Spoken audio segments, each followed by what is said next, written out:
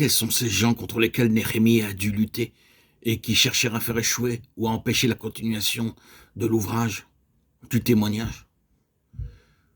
À la lecture de 2 Rois 17, 24, 29, 32, 33, considérons-les et voyons qui ils sont et ce qui les caractérise.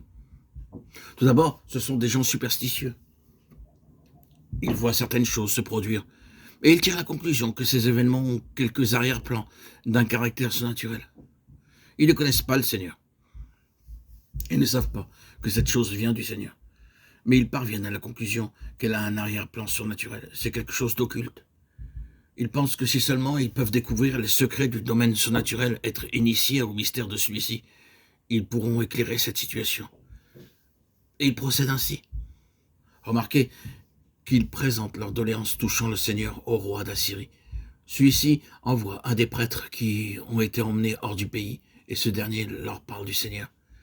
Mais la chose est tellement irréelle, tellement fausse, dans un domaine tellement faux, entièrement faux. Vous trouverez ici une déclaration qui est presque impensable. Ils craignaient l'Éternel, et ils servaient en même temps leur Dieu. Craindre l'Éternel ne veut aucunement dire là que ce que la crainte du Seigneur signifie au sein du peuple du Seigneur. Craindre le Seigneur signifie qu'il est réellement le Seigneur et que vous êtes devenus entièrement et complètement soumis à lui en tant que Seigneur. Cela, c'est craindre le Seigneur dans le vrai sens. Mais ce n'était pas vrai de ces gens. Ils avaient une connaissance superstitieuse de Dieu, née de la peur, de l'infortune, des difficultés, des choses tournant au mal.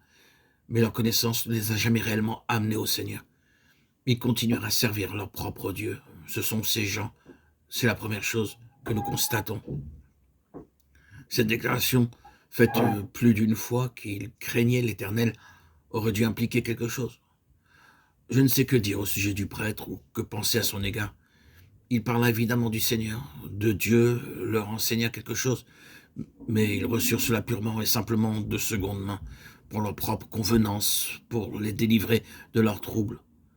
Aussi, nous pouvons conclure qu'ils usèrent du nom de Dieu, qu'ils lui offrirent probablement une sorte de reconnaissance.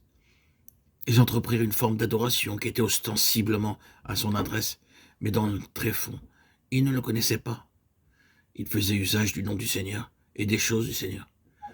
Mais ils étaient de purs et simples professeurs sans aucune connaissance réelle du Seigneur. Leur religion était une imitation, une chose de seconde main, non pas quelque chose du cœur. Et ensuite, vous remarquez qu'en toute situation, de façon constante, ils se réfèrent et en défèrent à Babylone. Ils sont dans la servitude du roi de Babylone, et ainsi, à cause de toutes ces choses, il y avait une base importante en faveur de cette hostilité à l'égard de Néhémie. Le test réel pour ces gens fut leur attitude à l'égard de cette chose qui est d'importance primordiale pour le Seigneur, la chose qui est la plus exactement conforme au cœur de Dieu et la plus proche de son cœur.